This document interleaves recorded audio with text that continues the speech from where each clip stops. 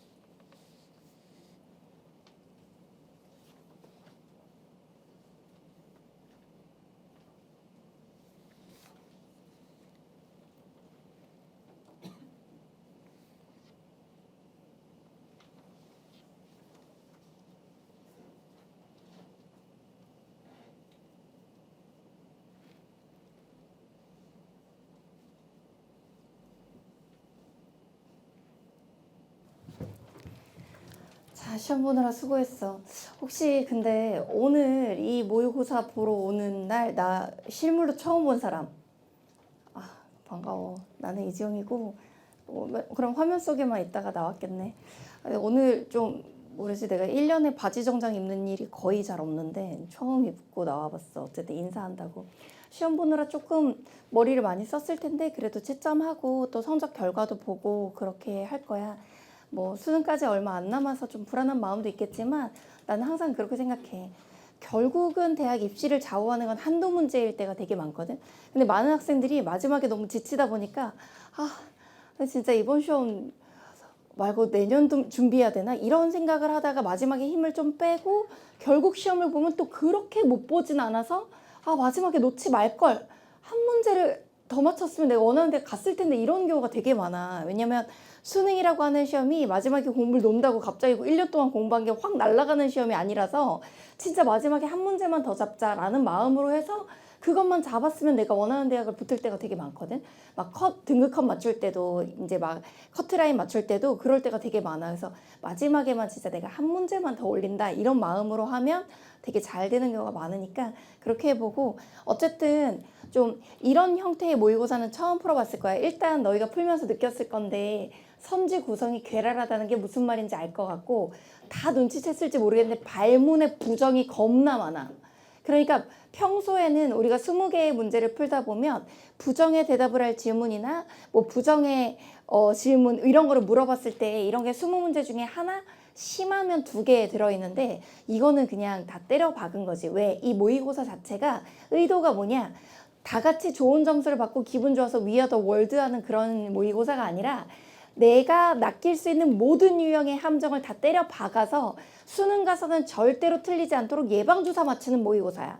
그러니까 실제로 너희가 알고 있는 것보다 정답이 낮게 나올 수도 있는 게 뭐 때문이냐면 함정에 빠질 때마다 정답이 낮아질 수 있다는 거, 그것만 생각하면 돼서 채점하면서 이거 다 왜 이래 이렇게 하는 게 아마 발문 함정이거나 아니면 너희가 무언가에 이 문제가 작정하고 파놓은 함정에 빠졌을 가능성이 있다. 근데 이런 것도 한번 연습을 해봐야 돼. 그렇게 생각하고서 채점 들어가자.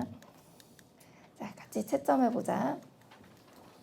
1번에 5번, 2번에 2번, 3번에 4번, 4번에 1번, 5번에 2번.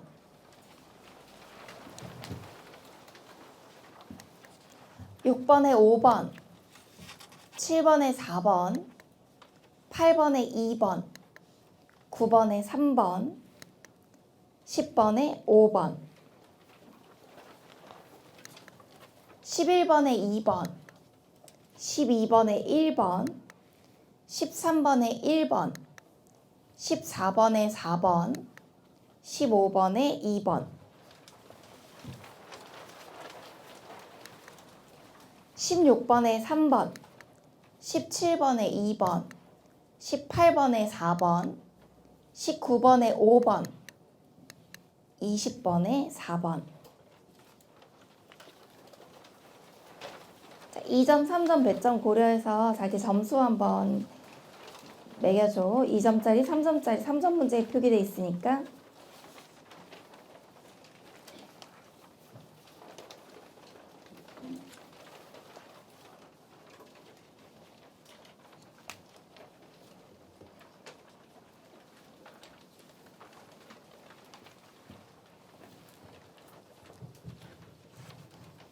잘 본 사람도 있겠지만 나 태어나서 모의고사에서 이런 점수 처음 나와봐 하는 사람도 있을 거야. 그거는 뭐 어차피 이 문제 유형이 어렵게 되는 모의고사이기 때문에 그렇고, 만약 이렇게 온갖 탐정을 다 파놨는데도 잘 봤다 그러면 진짜 잘한 거야.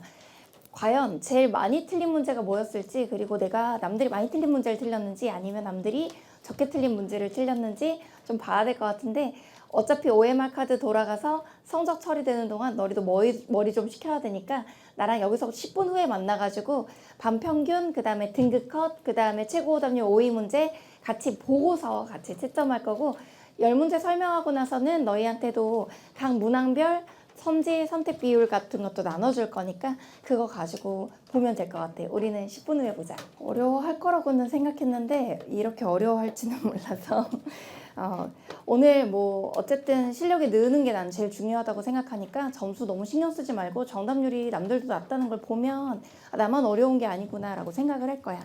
자, 일단 고난도 모의고사에 지금 평균 너희 시험지 위에다 적어줘. 시험지 제1회 문제지 위쪽에다가 적으면 돼. 우리 반의 평균은 내지동 현장 강의 기준 25점. 그리고 1컷은 40점, 2컷은 32점, 3컷이 29점. 어려운 시험이야. 실제 수능 시험장에서 1컷이 45점에서 47점 사이에 형성이 되는 경우가 많기 때문에 뭐 작년 같은 경우는 50점이었고 1컷이 40점짜리 시험이다. 그럼 어려운 문제인데 여기서 만약에 3컷 이내 못 들었다 해도 너희의 실력은 1등급일 수 있어. 어떻게 그게 가능해요? 할 수 있는데 이 문제가 그 정도로 함정이 많이 배치된 문제이기 때문에 다음에는 이런 유형의 함정을 안 틀리겠다 생각하고서 보면 수능 가서 할 실수를 줄이는 데 도움이 될 거야. 나랑 지금부터 최고답은 5위 문제를 각각 1, 2, 3, 4, 5위를 적으러 갔다 오자고. 자, 일단 1위 문제는 8번 문제야. 8번 문제 같이 한번 펴보자.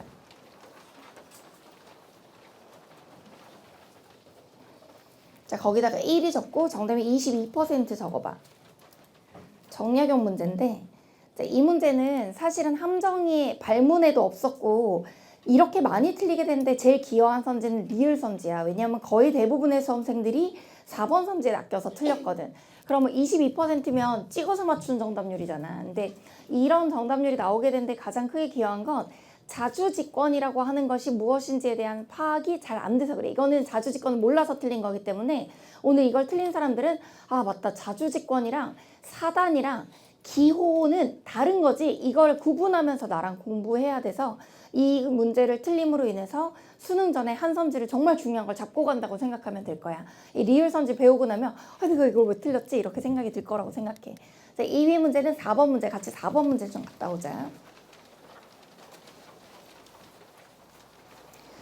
4번 문제는 정답률이 23%밖에 안 됐는데 이 문제 틀린 사람들은 솔직하게 한번 생각해봐. 발문에 있는 부정 못 찾지 않았어? 부정할 입장을 찾아야 되는데 전체 수험생의 우리 반 66%가 긍정할 걸 찾은 것 같아. 5번 고른 사람들 우리 반이 3분의 2야. 그러니까 좀 아깝지. 왜냐면 뒤에 발문에 부정이 되게 많거든. 그 뒤에는 안 틀려놓고 이것만 놓쳤거나 아니면 몇 개는 고르고 몇 개는 놓쳤거나. 그러니까 만약 오늘 이 문제를 완전히 부정 때문에 5번을 골랐다. 그러면 이제 어떻게 생각해야 되냐? 아 나는 덜렁대는구나. 수능 가서 이러면 큰일 나겠구나. 진짜 발문 조심해야지 해서 아예 대놓고 발문 이러고 적어놔. 그거 적고서 해야 된다는 거. 자, 이런 건 한번 틀려봐야 돼. 그래야 예방주사가 되지. 그래서 이런 트레이닝이 도움이 되는 거거든. 3위 문제도 가자. 18번까지 다시 가자. 18번 문제 3위라고 적으러 갈 거야. 자, 18번 문제 3위. 정답은 31%. 이 문제에서 함정선지 많이 틀린 사람들이 뭘 골랐나 봤더니 또 3번. 아니 그럼 또 발문 못 본 거 아니냐고. 이것도 발문의 부정이야. 얘들아 여기 20문제 중에 부정 발문이 정말 많이 쓰였어. 근데 유독 내가 약간 고난도 모의고사에서 그걸 트레이닝 많이 시켜. 그래서 내가 뭐로 진짜 욕을 많이 먹냐면 아 너무 괴랄하다. 이렇게 실제 안 나오지 않냐. 근데 이렇게 안 나오지. 근데 이렇게 한번 낚여봐야 수능 가서 안 틀리는 거지. 그래서 내가 발문의 부정 연습을 되게 많이 시키는데 내가 예전에 그런 경험이 있어. 20문제 중에 실제 수능에서 부정 발문이 4번 나온 문제가 있었거든. 그때 애들이 너무 고맙다는 거야. 다 찾았다는 거지. 그러니까 그렇게까지 평가원이 내기도 해서 이렇게 연습해봐. 예방주사잖아. 실전이 아닌 연습에서 예방주사 맞는 거지. 수능 가서 너희가 생각해봐. 수능을 시험을 봤어? 그리고 나서 막 답을 기다리고 있었어? 그래서 가채점을 해왔는데 너희가 답이 틀렸어. 근데 나중에 알고 보니까 발문 못 본 거야. 그럼 그때 가서 보면 너무 마음이 찢어지게 아파. 1년 공부가 날아가는 거야. 발문 때문에. 지금 틀리는 게 나아. 지금. 자, 아퀴나스. 자, 4위는 10번. 10번으로 가자.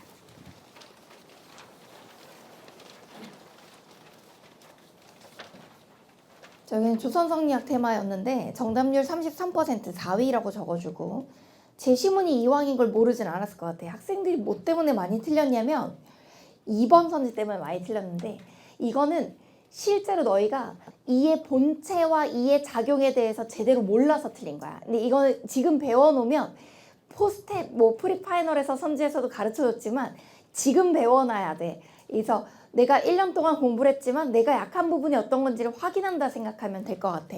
내가 해주면 내 모의고사는 그런 게 있어. 풀고 채점할 때는 아이씨 뭐야 이렇게 하다가 설명 듣고 나면 시원하게 바카스 먹은 것 같은 바카스 말고 뭐라 그래야 되지? 사이다 먹은 것 같은 시원한 게 있을 거야. 해설 듣고 나서도 찝찝한 문제는 없어. 그러니까 그것만 자신 있게 내가 얘기해 줄 수 있어. 오이는 20번 문제야. 마지막 20번 문제 보러 갈까? 20번 문제 오이. 정답률 33%. 와, 5위까지도 33%야. 실제 이게 모의고사에 나오면 대치동 현강 기준을 넘어서 이 정도로 수능 모의고사 나온다라고 하면 뭐 감사한 거지. 왜 감사하냐? 어려울수록 실수 하나에 정답이 좌우되지 않고 변별 확실히 되고 내가 변별돼서 문제지. 이런 모의고사라서 오늘 너희가 이걸 나랑 집중 트레이닝하러 왔으니까 이거 끝나고 갔을 때는 다시는 발문 틀리지 말아야지. 그리고 요런 선지 조심해야지를 얻어갔으면 좋겠어. 그래서 나랑 해설 들을 때는 해설을 적는 빨간 펜도 필요하겠지만 형광펜이나 색연필 준비해놨다가 얘들아 이 선지는 놓치지 말자 하는 것들을 나랑 그어가면서 오늘 이거 끝나고 내가 형광펜 그어준 것만 오답노트 꼭 만들면 좋겠어. 자, 그러면 나랑 1번부터 해설 들어갈 거고, 자, 우리 반의 최고점은 45점이야. 45점 받은 학생이 지금 잘해줬고, 자기가 50점이 아니라서 이제 안타까워하지 말고 나랑 모의고사에서 50점 맞기 진짜 어렵기는 하거든. 근데 이렇게 공부한 게 2회차 풀 때만 해도 확실히 발문은 잘 보일 거야. 나는 그렇게 생각해. 1번부터 나랑 설명 들으면서 한번 보자. 자, 1회 해설 들어갈게. 1번 문제부터. 자, 1번 문제부터 너희가 정답률 적으면서 우리 반 현장 강의 정답률 기준으로 1번 문제 정답률은 73%야. 73%. 자, 이 문제에서 제일 많이 틀린 함정선지는 2번이었는데 정답은 5번이었고 나랑 같이 설명 들어보자. 갑은 누구야? 일단 신민이 된 사람은 주권자에게 저항해서는 안 된다. 모든 사람을 하나의 인격으로 통일한 것이 국가인 만큼 이론적으로 주권자의 행위는 곧 신민 자신의 행위다. 한번 계약을 맺으면 파기할 수 없다. 여기 신민이라는 단어에다가 동그라미. 신민은 국민이나 인민과는 달리 신하된 백성이란 뜻이야. 그럼 신하가 존재한다는 건 군주가 있다는 거지. 따라서 이런 신민이란 단어가 나오고 있다면 군주 주권론자 누구? 홉스다. 자, 그리고 여기서 주권자가 그러니까 리바이어던이 되겠지. 주권자에다 밑줄 치고 리바이어던. 자, 입법권은 개인의 소유권을 보장하기 위해 위임된 권력이다. 절대 군주가 모든 권력을 독점하는 것보다 이제 밑줄 입법권과 행정권으로 국가 권력을 분할. 요거 몇 권 분립이야? 2권 분립이야. 2권 분립 얘기하고 있는 학자면 이 학자 이름 누구다? 로크다. 자, 홉스와 로크를 적어주고 선지로 가자. 1번 선지부터 볼게. 자연 상태라 할지라도 적정 수준을 넘어서 타인을 해치는 폭력은 부정의한 것이다. 여기서 질문이 있어. 많은 학생들이 빠지지 않고 이걸 고른 학생들은 없었는데 우리가 알기로 홉스의 자연 상태는 정의와 부정의가 있다 없다? 없다. 그러니까 우리 반 애들이 이걸 다 안 골랐어. 그러니까 너희가 바보는 아니야. 잘 모르는 거야. 여기 보면 적정 수준을 넘어서 타인을 해치는 폭력이 정의다 부정이다를 구분할 기준이 없단 말이지. 따라서 부정이라는 표현을 지우고 아래다가 정의도 아니고 부정의도 아니다. 이렇게 너희가 공간 활용해서 적어줘.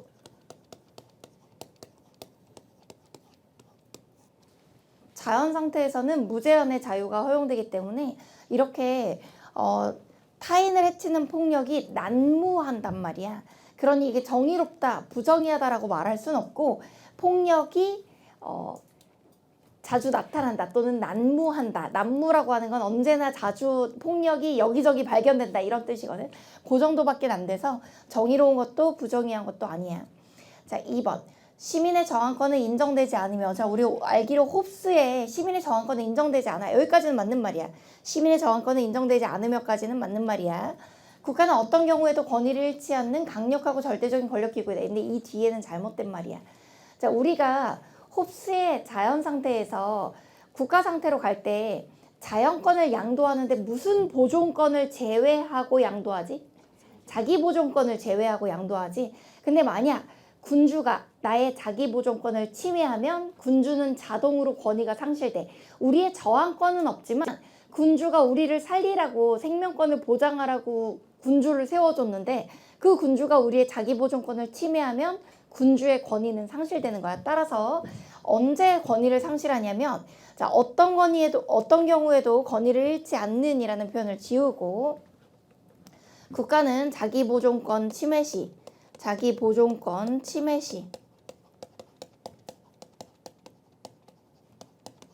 권위 상실.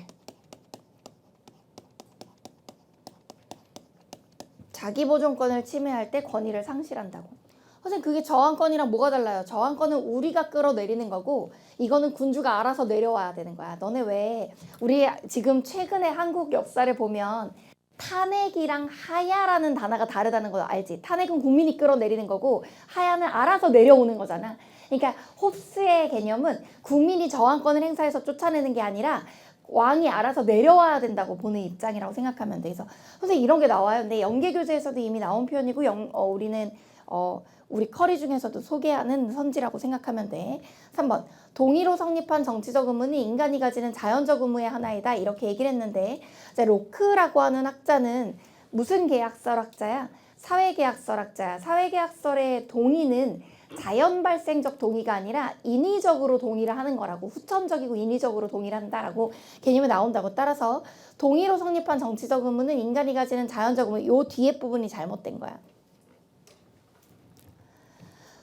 동의로 성립한 정치적 의무는 이제 정치적 의무가 이제 동의 때문에 생기는 거기 때문에 두 가지로 나뉘는데 로크에게는 명시적 동의가 있고 묵시적 동의가 있지. 명시적, 묵시적 동의 이렇게 두 가지로 나뉘지. 선생님 자연적 의무라는 말은 누가 써요? 이건 주로 생활과 윤리에서 나오는데 자연적 의무론은 롤스의 자연적 의무론이라 그래서 생륜 시험 범위에서 나오는 내용이야. 이건 롤스라고 하는 학자가 정의로운 국가에 복종하는 것은 자연적 의무다. 이게 이제 자연적 의무론으로 나오는데 윤사에서는 거의 소개가 되지 않고 생륜에서 나오는 표현이야. 태어날 때부터 가지고 있는 내추럴 듀티라 그래서 자연적 의무 롤스에서 나오는 표현이다. 그 다음 4번 천부 인권 사상에 의하여 국가에 대한 시민의 정치적 의무는 천부적인 것이다. 이렇게 얘기를 했는데 요거 천부 인권 사상은 맞지. 천부 인권은 다른 말로 자연권이라고도 부르고 로크에서 자연권은 생명권, 자유권, 재산권 요게 이제 생명권, 자유권, 재산권 요게 이제 로크의 자연권 다른 말로 천부인권이야. 그런데 뒤에 있는 국가에 대한 시민의 정치적 의무는 천부적인 게 아니라 동의로 발생하는 거야. 동의로 발생. 동의로 발생하는 거야. 동의를 해야 의무가 발생한다. 동의했기 때문에 발생하는 거야. 따라서 이건 틀린 말. 5번 자연 상태의 인간은 자유에 대한 평등한 권리가 있다. 이거는 우리 윤사의 범위기도 하지만 생륜에도 사회계약설이 나오거든. 이번 구평에서 그렇게 25 수능 대비 구평에서 생륜에 소개된 선지야. 25 수능 대비 구평 생륜 선지로 출제가 된 거라서 이 선지는 너희가 형광펜이나 색연필로 그어놓고 최근에 예고된 선지로서 생륜 윤사 출제지는 어차피 로테이션으로 들어가시기 때문에 알아둬야 돼. 자연 상태의 인간은 자유에 대한 평등한 권리가 있다. 이렇게 얘기를 했는데 자, 우리가 홉스에서는 왜 자연 상태에서 자유에 대한 권리가 있냐 이렇게 물어볼 수 있는데 홉스는 아까 그랬지. 무제한의 자유를 가지고 타인을 해치기도 한다고. 그게 정의롭다 부정의하다라는 기준도 만들어지지 않았다고. 따라서 갑의 경우에는 무제한의 자유를 얘기한다. 자연 상태에서 무제한의 자유. 그게 너무 넘쳐서 타인을 해칠 자유까지 이렇게 존재하지. 그게 전쟁 상태를 불러오는 거고. 을의 경우에는 여기 천부인권의 생명권이 소개가 되잖아. 따라서 을이 얘기하는 자연 상태 인간은 자유에 대한 평등한 권리가 있다라고 할 때 을은 자연권 사상으로 천부인권 사상으로 천부인권이라는 표현을 직접 사용해서 천부 인권으로서의 자유권을 얘기한다고. 천부 인권으로서의 자유권을 얘기한다. 자, 그래도 대체로 잘 골라줬어. 자, 2번 문제로 갈게. 자, 2번 문제 정답률은 57%야. 이 문제에서 애들이 제일 많이 빠진 함정 선지가 뭔지 봤더니 3번 선지를 많이 골랐어. 정답인 2번 선지와 3번 선지의 차이는 디귿에서 결정이 됐어. 디귿 선지만 조심하면 되겠네. 자, 이 문제 한번 보자. 사회학은 각자 자신의 재산을 공동체에 전적으로 양도하여 일반 의지에 지도하여 둘 것을 명령한다. 자, 일반 의지가 나와서 제너럴 윌 나오면 누구? 루소지. 공동체는 개인의 재산을 박탈하는 것이 아니라 정당한 소유를 약속하고 재산 소유자를 공공재산의 위탁을 받은 사람으로 인정한다. 이렇게 얘기했어. 루소야. 루소의 책 제목이 뭔지 너희 알면 좋아. 루소의 책 제목은 인간 불평등 기원론이야. 이번 기회에 알아놔. 인간 불평등 기원론.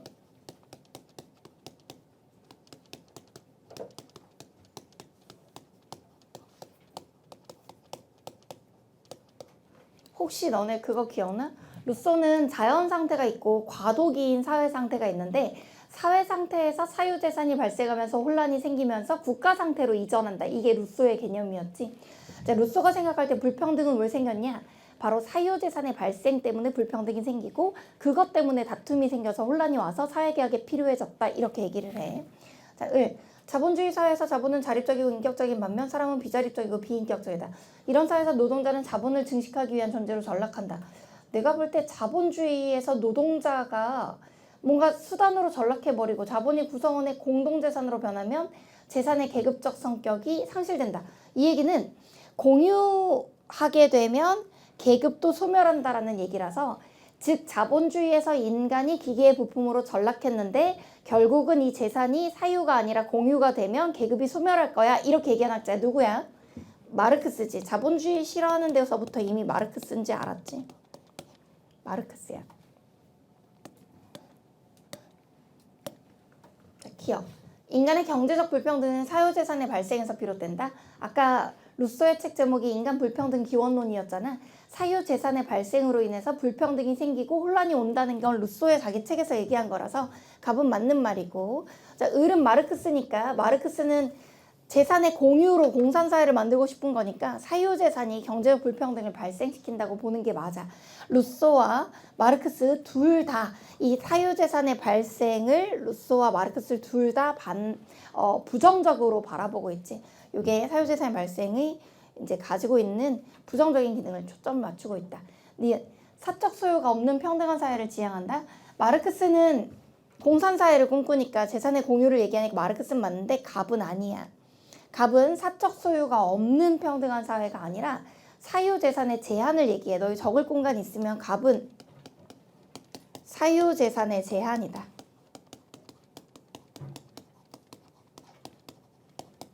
이게 무슨 말이냐?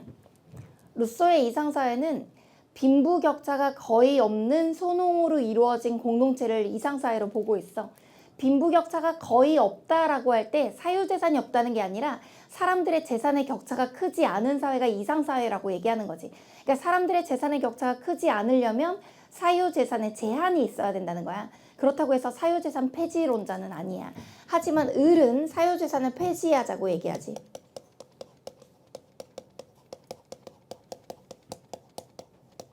마르크스는 사유재산을 폐지하자고 얘기한다. 왜냐하면 재산 공유를 주장하는 공산주의자니까. 디귿. 주권은 양도될 수 없지만 특정인에 의해 대표되어야 한다. 이렇게 얘기를 했는데 자, 갑은 주권 양도 불가야. 주권 양도 불가. 양도 불가설이라고 부르기도 하지. 여기까지는 맞는 말이야. 주권 양도될 수 없지만까지는 맞는 말이야.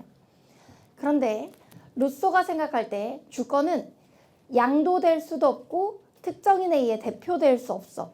이 전체 일반 의지 자체에 의해서 대표되는 건 상관없는데 특정 소수에 의해서 대표되는 건 불가능하단 말이야. 따라서 양도될 수 없고 특정인에 의해 대표될 수 없다야.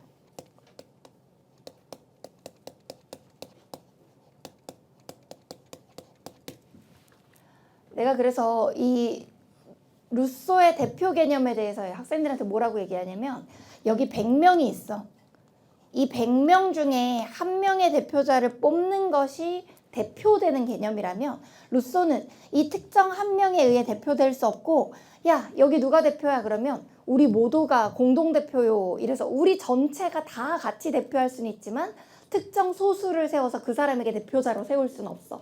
그러니까 그런 말이 어떻게 나오냐? 주권은 그 자체에 의해 대표될 수 있지만 특정인에 의해 대표될 수는 없다. 즉 우리 모두가 함께 대표인 거지 특정 소수를 대표자로 세울 수 없다. 이렇게 기억하면 돼. 자 그래서 요거 형광펜이나 색연필로 우리 반 많이 틀린 선지니까 디귿 선지 기억해놓고 오답 노트로 체크하면 돼. 리을 국가는 공공의 이익을 추구하는 만인의 의지를 대행한다 이렇게 얘기를 했는데 자, 이 공공의 이익을 추구하는 만인의 의지가 바로 일반 의지지. 이게 바로 일반 의지다.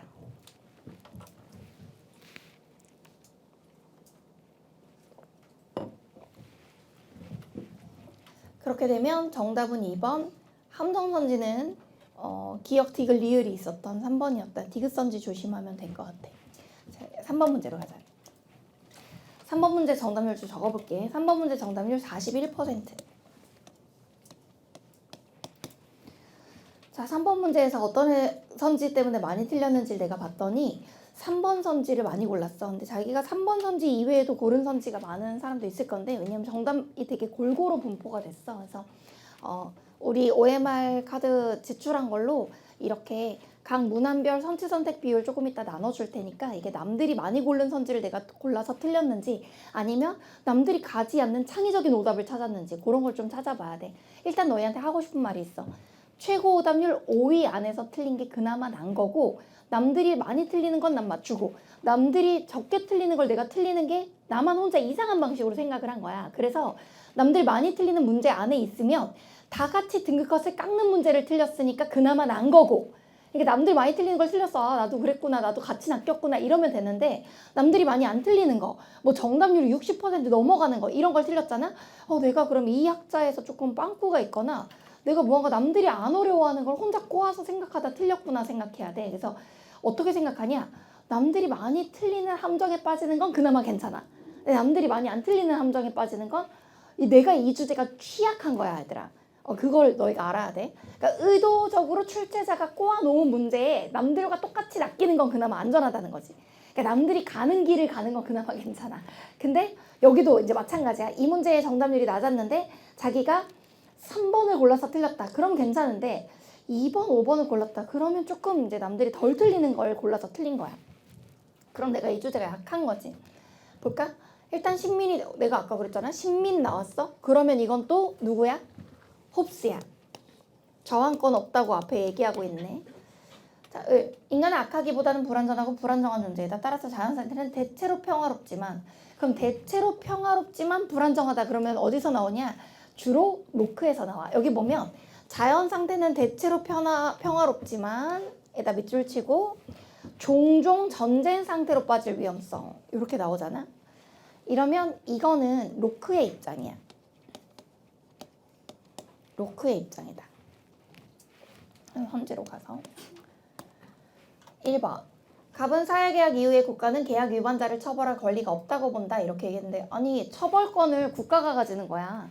홉스도 로크도 다 처벌권은 사회계약 이후에는 국가가 가지는 거야. 사회계약 이전에는 개인이 가지고 있다가 개인이 각자 처벌하다가 사회계약을 맺으면 국가가 처벌하게 되는 거야. 따라서 사회계약 이후에 국가는 계약 위반자를 처벌할 권리가 있다 하면 되는 거라 1번 고르는 사람이 제일 적어.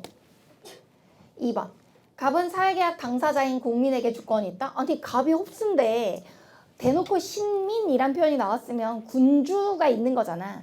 군주가 있으니까 신하인 백성이 있는 거잖아. 그럼 이 홉스는 국민주권론이야? 군주주권론이야? 군주주권론이란 말이야. 따라서 사회계약 당사자인 국민에게 주권이 있다고 본다 했는데 일단 군주에게 주권이 있고 국민이 아니라 군주고 여기서 조심해야 되는 게 있어. 군주는 사회계약 당사자야 아니야?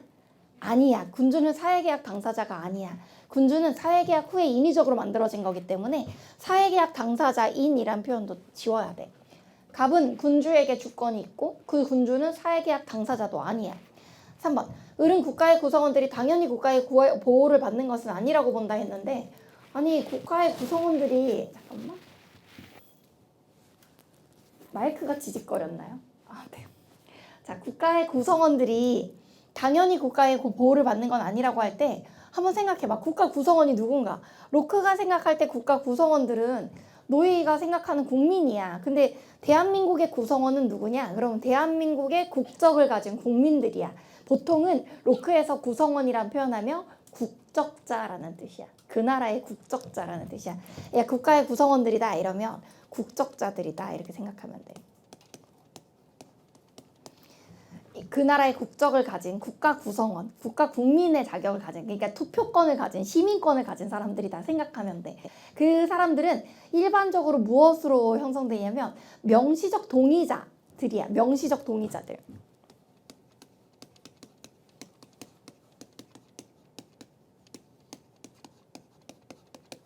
준법 선서한 사람들. 나는 국가의 법을 지키겠다라고 이제 준법 선서한 사람들.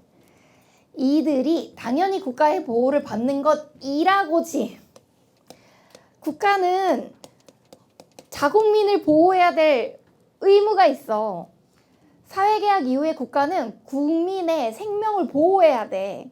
국가의 보호를 받아야지. 그러려고 우리가 국가를 만들었는데 우리 천부인권 보호하라고 국가 만들었잖아. 그러니까 당연히 그 국가의 국민이면 국가의 보호를 받아야 되는 거야. 설명 들으면 너무 당연한 건데 근데 뭐에 홀린 것처럼 안 보였지. 자, 4번이 어려워서 그런 현상이 나타나는 거야. 그럼 국가의 보호를 받는 사람들이 다 국적자냐? 그건 아니야. 너 생각해봐. 우리나라에 만약에 평창 올림픽이 열렸어. 그래가지고 외국인들이 우리나라에 올림픽 경기에 참가하고 취재를 하기 위해 왔어. 그러면 그 사람들이 우리나라에서 강도를 당하거나 살인을 당하면 우리가 그 사람들 보호해줘야 돼? 안 해야 돼? 해야지. 외국인도 보호해줘야지 얘들아. 국가의 보호를 받는 건 우리나라의 여행객과 체류객도 우리는 보호하는 거야. 거기까지 괜찮아? 이 국가의 보호를 받는 사람들 안에는 누가 포함되냐? 여행객과 체류객이 포함된다고.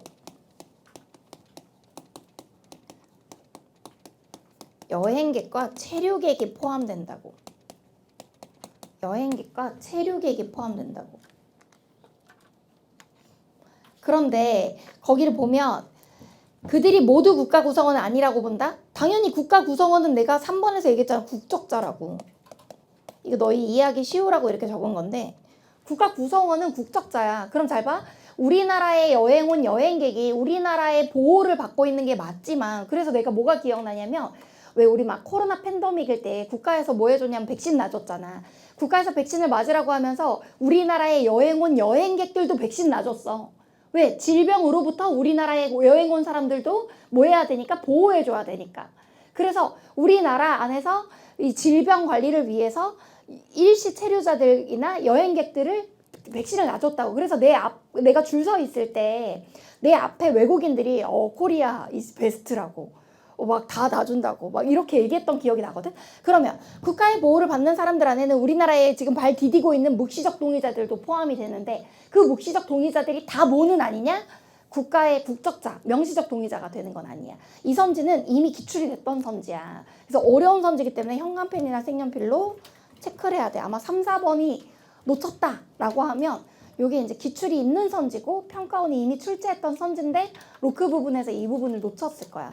최근에 물어본 적이 최근에는 없어서. 그래도 이거 나온 지 그렇게 오래된 선지 아니야.